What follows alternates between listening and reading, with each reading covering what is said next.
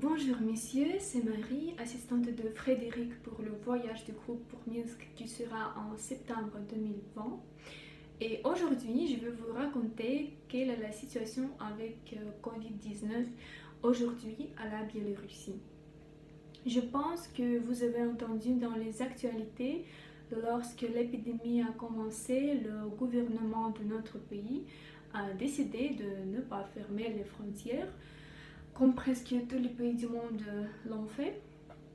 Et je vais vous dire comment ça a commencé dans notre pays. Je fais cette vidéo chez moi, comme vous voyez. Donc, il n'y avait pas de quarantaine officielle à la Biélorussie, ce qui signifie que toutes les entreprises et bureaux ont continué à fonctionner. Beaucoup de personnes qui avaient la possibilité ont commencé à travailler à distance chez eux et ils étaient auto-isolés. En avril-mai, les enfants étaient informellement autorisés à rester chez eux aussi, à ne pas aller à l'école. Ce sont les parents qui les laissaient à la maison et la même situation était pour les jardins d'enfants. Pour ceux qui visitent le jardin d'enfants. Les antiseptiques ont commencé à être utilisés partout, beaucoup portaient des masques. Dans les transports publics, le nombre de personnes a été particulièrement faible entre avril et mai. Pourtant, les autorités ont organisé des manifestations massives et des gens sont allés à travailler. Seules quelques entreprises ont commencé à travailler à distance. Les étudiants ont eu plus de chance car beaucoup de cours ont été également passés à la formation en ligne, et moi y compris. Les cours et les examens ont eu lieu en ligne. À la mi-mai, il y a eu un pic de la morbidité de Covid-19, ce qui a permis de signaler 969 nouveaux cas dans les pays en 24 heures. Étant donné que 9 millions de personnes vivent à la Biélorussie. C'est beaucoup, vraiment. Quelle est la situation actuelle du coronavirus à la Biélorussie? Au moment de l'enregistrement de la vidéo, qui est le 19 juillet 2020, l'augmentation en 24 heures est de 155 personnes. Ce sont des progrès considérables étant donné, comme j'ai déjà dit, que la Biélorussie compte 9 millions de personnes. Parmi eux, maintenant un peu de chiffres, 65 269 plus 155 en 24 heures ont été infectés depuis le début de la pandémie et 55 799 plus 307 ont été guéris.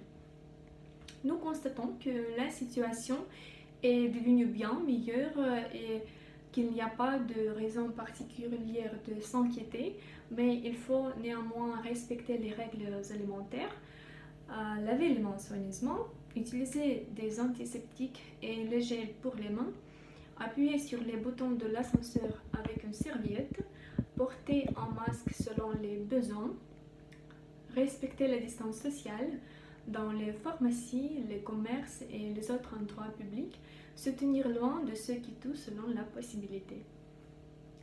Voilà. À Minsk, de plus en plus d'établissements qui étaient fermés au moment de la pandémie ouverts chaque jour. Les cinémas, les musées, les cafés recommencent à travailler. En ce qui concerne les citoyens qui ont prévu d'arriver à la Biélorussie, c'est très important, chers messieurs. Écoutez, s'il vous plaît. Les personnes qui sont arrivées de France à la Biélorussie n'ont pas besoin de 14 jours pour s'autodériser. Non, pas besoin. Comme le montre la liste des pays actualisée par le Conseil des ministres de la République du Bélarus. C'est un document officiel. Non, pas besoin de 14 jours pour s'autodériser. En outre, il est recommandé, seulement recommandé, je répète, aux citoyens étrangers arrivant en République du Bélarus de voir le résultat négatif de l'étude PCR effectuée au plus tard 2 jours avant la date du passage. C'est le site officiel de l'aéroport national de Minsk. C'est recommandé. Mais il est préférable, chers messieurs, de contacter vos organismes publics locaux pour obtenir des informations complètes avant de votre voyage. Outre le screening visuel des passagers en vue de détecter les signes de la maladie, d'autres activités sanitaires et antidépidémiques sont menées. Le personnel du poste de quarantaine travaille à bord des aéronefs. Dans les secteurs de départ 1-4 international, 5-6 alliés, des moteurs thermiques permettent de mesurer la température humaine à distance. Si les symptômes de la maladie sont détectés, les passagers seront transférés au service médical, mais il n'y a rien de grave, car seulement les passeports et les procédures douanières sont formés séparément pour ces passagers. J'espère que c'est compris. En ce qui concerne la situation dans les rues du pays, beaucoup de gens marchent toujours masqués. D'une manière générale, la vie retourne dans sa vie. Voilà, monsieur. J'espère que cette vidéo était utile pour vous. C'est tout ce que je voulais vous dire aujourd'hui. Suite nombreuses stupidités, nous vous conseillons fortement, si vous souhaitez voyager avec le coronavirus à l'Ukraine, de venir nous rejoindre de notre communauté sur Telegram avec le lien juste en dessous de ma vidéo. Monsieur, pour avoir les bonnes informations pour voyager actuellement en Ukraine avec le coronavirus. Mettez le pouce bleu si vous avez aimé cette vidéo et abonnez-vous à notre chaîne YouTube Femmes d'Ukraine pour suivre mes prochaines vidéos. À bientôt!